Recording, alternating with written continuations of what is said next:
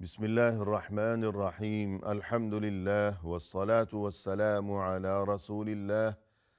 وعلى آله وأصحابه أجمعين أما بعد ناظرین کرام السلام علیکم ورحمۃ اللہ وبرکاتہ۔ شرح الادب المفرد کے عنوان سے اس پروگرام کے ہمراہ ہم آپ کی خدمت میں حاضر ہیں، اور اس سے قبل گزشتہ نشست کے موقع پر ہم پڑھ رہے تھے امام بخاری رحمہ اللہ کی یہ کتاب کہ جس کا نام ہے الادب المفرد۔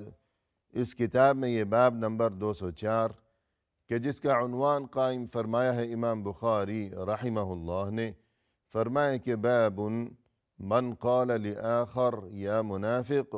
فی تأویل تأولہ، یعنی اگر کسی نے کسی کو یوں کہا کہ ارے منافق، جبکہ وہ شخص کہ جسے منافق کہہ کر پکارا گیا ہے اس نے بظاہر اگرچہ کوئی ایسا کام کیا ہے کہ جس کی وجہ سے دیکھنے والوں کو یوں محسوس ہونے لگے کہ یہ منافق ہو گیا ہے، لیکن در حقیقت معاملہ کچھ اور ہو، وہ اپنے اس کام کی کچھ اور تأویل پیش کر رہا ہو، تو اب کیا کیا جانا چاہیے؟ اس سلسلے میں یہاں طویل حدیث ہے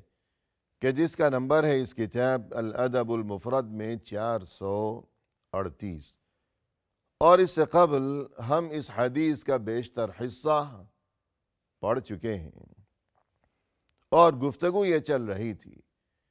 کہ حاطب ابن ابی بلتعہ رضی اللہ عنہ، جو کہ رسول اللہ صلی اللہ علیہ وسلم کے صحابی تھے، انہوں نے مدینہ سے خفیہ طور پر ایک خط تحریر کیا مشرکین مکہ کے نام، اور وہ خط رسول اللہ صلی اللہ علیہ وسلم کو بذریعہ وحی اس بات کی اطلاع دے دی گئی، چنانچہ وہ خط برآمد کر لیا گیا۔ اب یہ خط تحریر کیا جانا دشمنوں کے نام، مشرکین مکہ کے نام، تو بظاہر اس کا مقصد یہ تھا کہ حاطب منافق ہو چکے ہیں، لہذا یہی وجہ تھی کہ جب یہ منظر سبھی نے دیکھا تو وہاں موجود صحابہ کرام رضوان اللہ علیہم اجمعین میں سے عمر بن الخطاب رضی اللہ عنہ نے یوں کہا کہ اس شخص نے بڑی خیانت کی ہے اللہ کے ساتھ بھی، اور یہ کہ اللہ کے رسول کے ساتھ بھی اور تمام مؤمنین کے ساتھ بھی اس نے بڑی خیانت کا ارتکاب کیا ہے، لہذا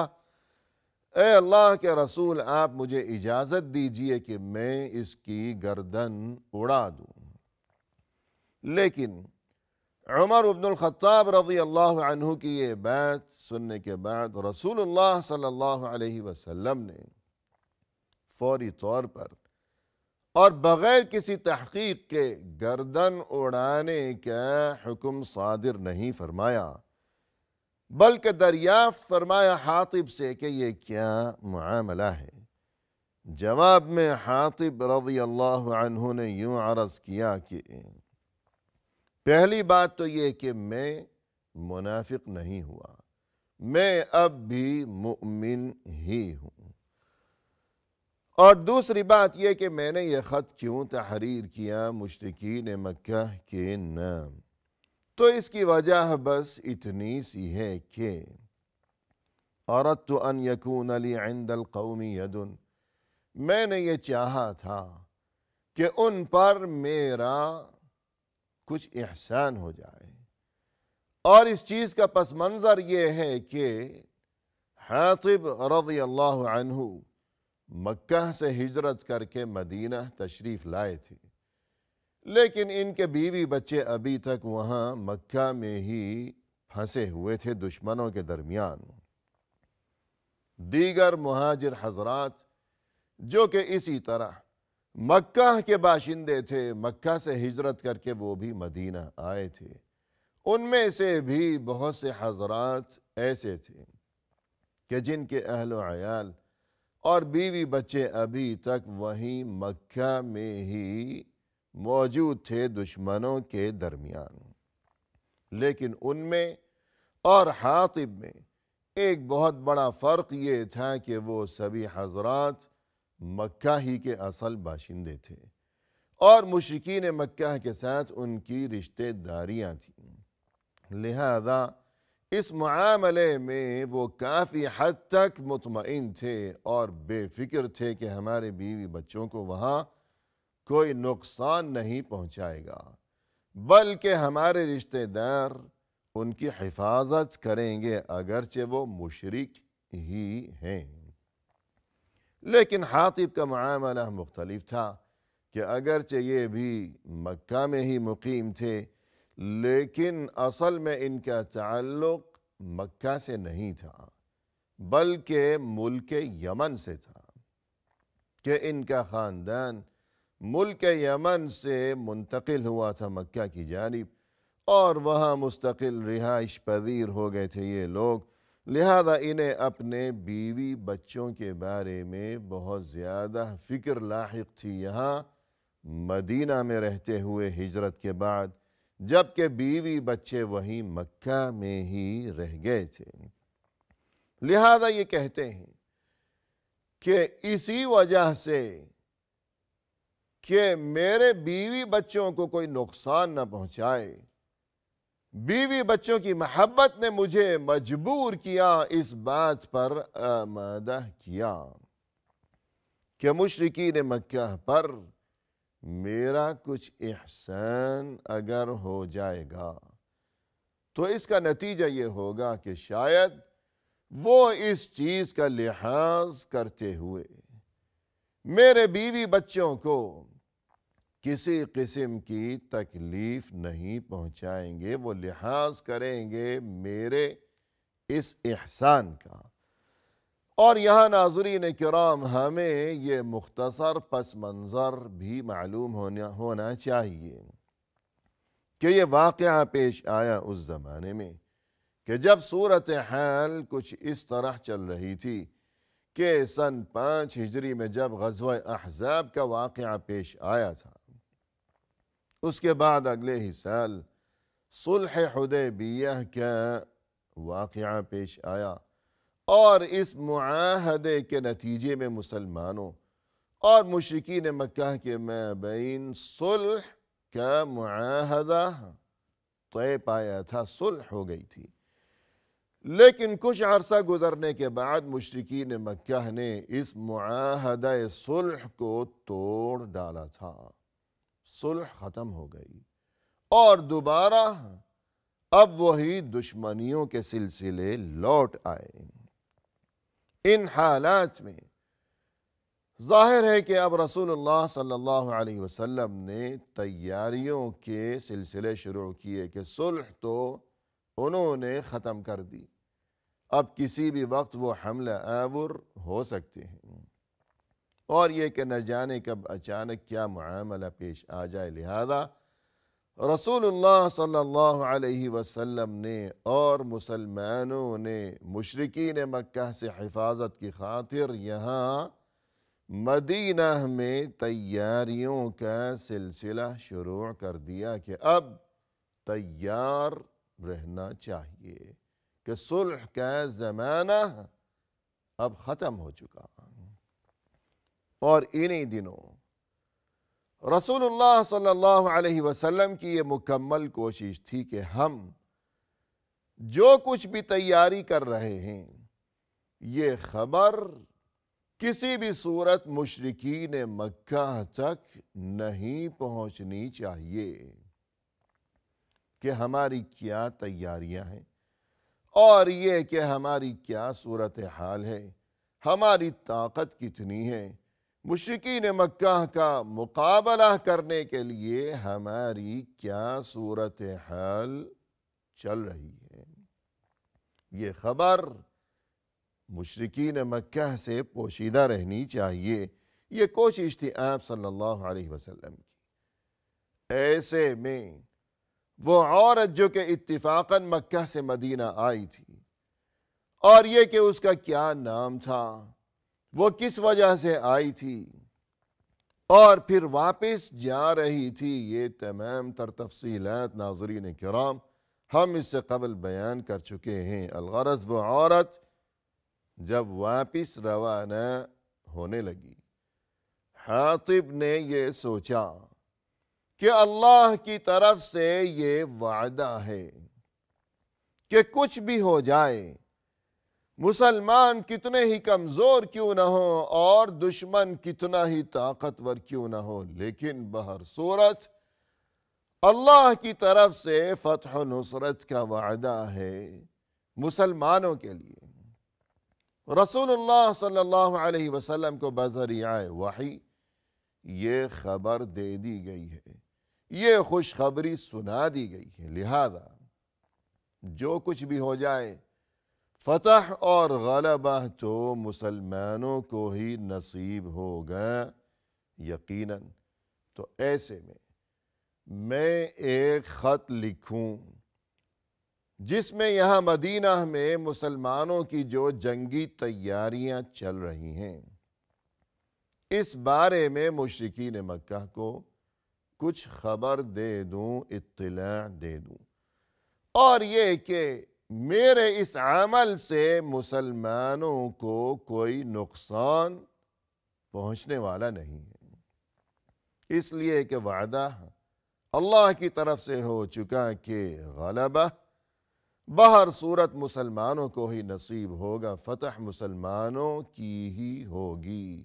یہ تو وعدہ ہو چکا ہے اللہ کی طرف سے۔ لہذا اگر میں نے کوئی 2-4 حروف لکھ دیے، چھوٹی سی کوئی خبر لکھ دی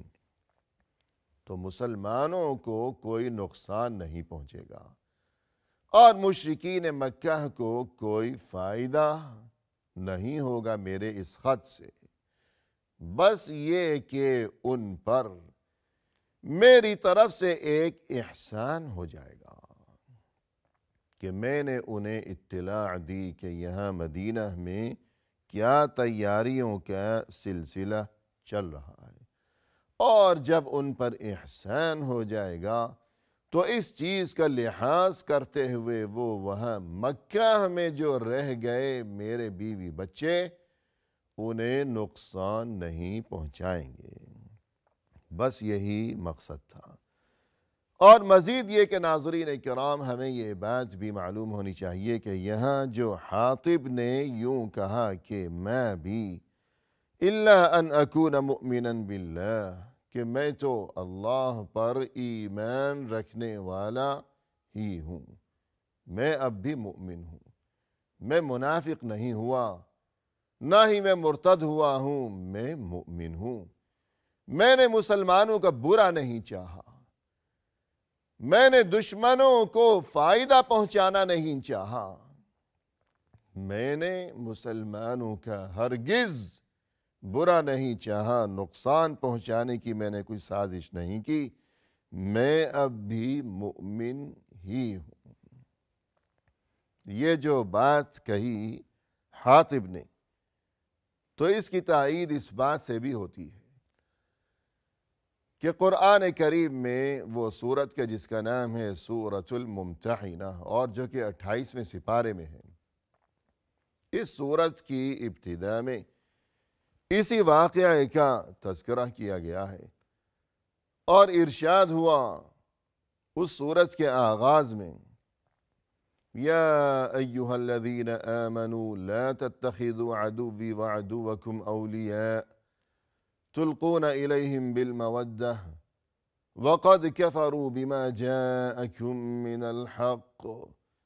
یخرجون الرسول وإیاکم ان تؤمنوا باللہ ربکم، اے ایمان والو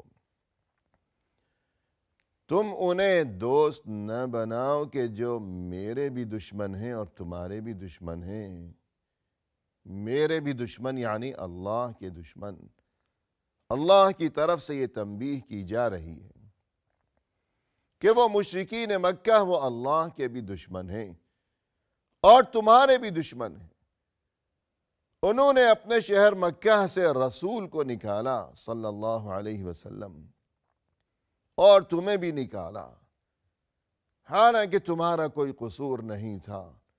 بس اتنی سی بات پر نکال باہر کیا، گھر سے بے گھر کر ڈالا،